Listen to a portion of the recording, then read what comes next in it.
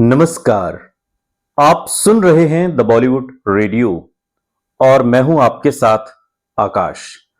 दोस्तों, आज के इस पॉडकास्ट में किस्सा राजेश खन्ना और शर्मिला टैगोर का है और शर्मिला टैगोर के एक इंटरव्यू के हवाले से हम उनका नजरिया राजेश खन्ना के बारे में क्या था वो भी आपको बताएंगे। शर्मिला टैगोर के साथ राजेश खन्ना ने अपने गोल्डन पीरियड में, यानी कि जब साल 1969 से और 1972-73 तक का उनका जो गोल्डन पीरियड का दौर रहा, उस दौरान उनके सुपरस्टारडम की शुरुआत शर्मिला टैगोर के साथ हुई। साल 1969 में आई आराधना के साथ ही राजेश खन्ना इंडियन सिनेमा के बिल्कुल चमकते सितारे बन गए थे।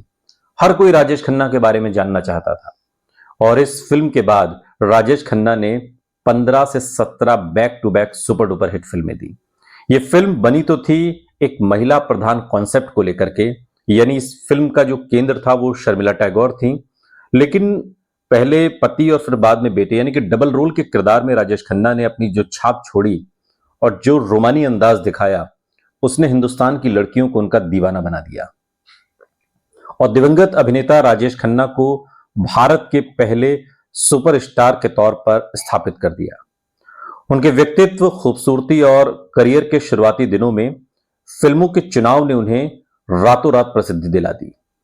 राजेश खन्ना के फैंस की फैन फॉलोइंग अच्छी खासी थी, खासकर महिलाओं के बीच में। उनका हेयर स्टाइल एक ट्रेंड बन गया था, हम सभी जानते हैं, और काका लगभग एक सनसनी बनकर उभरे थे। लेकिन दुर्भाग्य से राजेश खन्ना का पतन उनकी सफलता जितनी तेजी से ही हुआ। जैसे काका को कामयाबी मिली थी बहुत अचानक से और बहुत ऊंचाई पर ले जाने वाली, वैसे ही उनका पतन भी शुरू हुआ और कई फिल्मों में उनकी सह कलाकार रही शर्मिला टैगोर अपने कई इंटरव्यूज में इस बात का जिक्र कर चुकी हैं कि दिवंगत सुपरस्टार राजेश खन्ना अपनी सफलता को क्यों नहीं समझ पाए। शर्मिला टैगोर ये मानती हैं कि एक तो उम्र का भी फर्क था।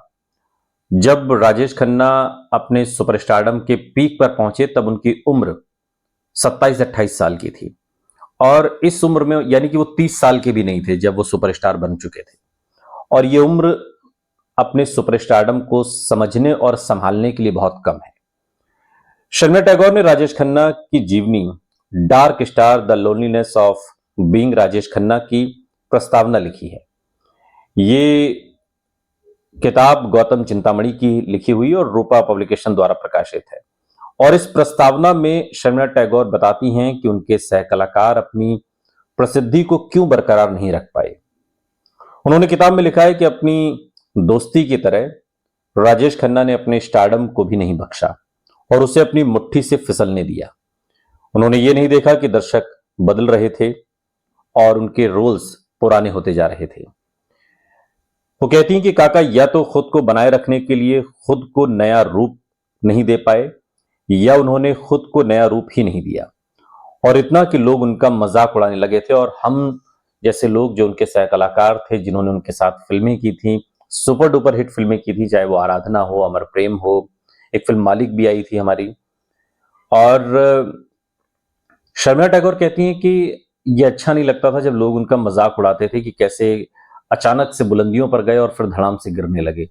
तो हम जैसे लोगों को जो उनके करीबी थे ये सुनने में अच्छा नहीं लगता था। शर्मिला टैगोर ने यह भी देखा कि राजेश खन्ना अपने कुछ दोस्तों के साथ तो बहुत उदार थे। वो उन्हें महंगे तोहफों से लाद देते थे, यहां तक कि उन्हें फ्लैट, बंगला तक दे दिया उन्होंने। सोचिए कितनी बड़ी बात है कि आपको मुंबई जैसे शहर में, न सिर्फ आज और उस जमाने के हिसाब से तब भी बॉम्बे शहर महंगा था, और वो फ्लैट और बंगले तक तोहफे में दे दिया करते थे। आराधना के हीरोइन शर्मिला टैगोर आगे कहती हैं कि लेकिन बदले में वो बहुत ज्यादा उम्मीदें भी रखते थे, जिससे रिश्तों में तनाव आ जाते थे।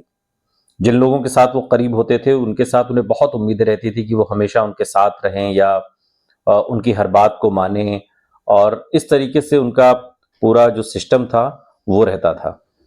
राजेश खन्ना ये समझ नहीं पा रहे थे कि आखिर जो बदलाव आ रहा है उसके पीछे की वजह क्या है।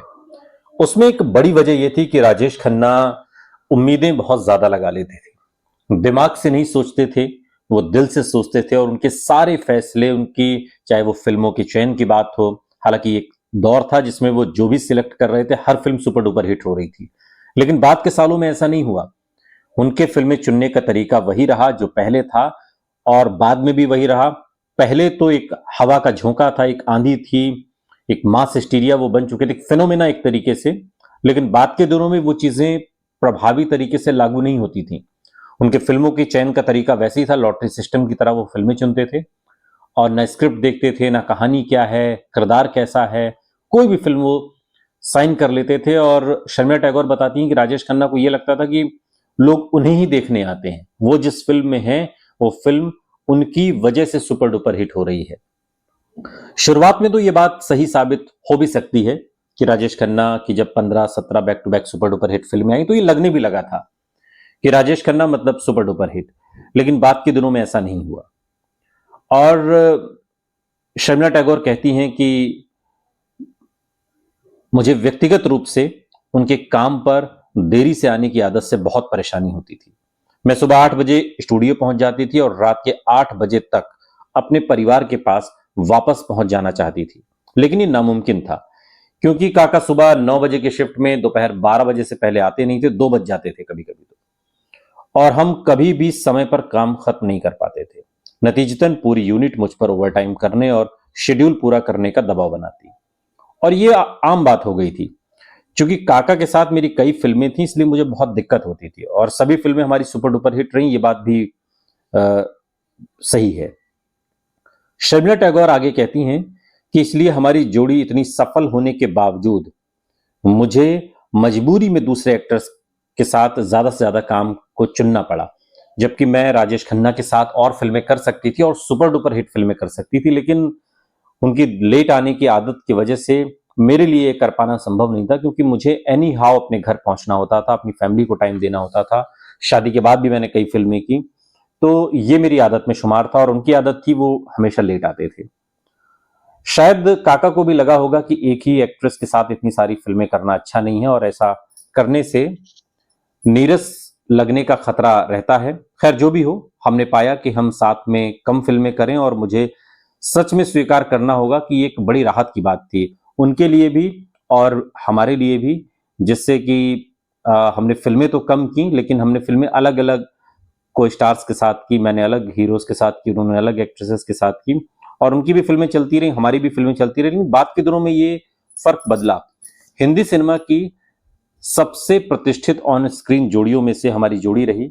1960 से 1970 के दशक के अंत तक कई यादगार फिल्में दी। आराधना, अमर प्रेम, दाग, आविष्कार, मालिक जैसी फिल्में आई, और ये सभी फिल्में दर्शकों ने खूब पसंद की।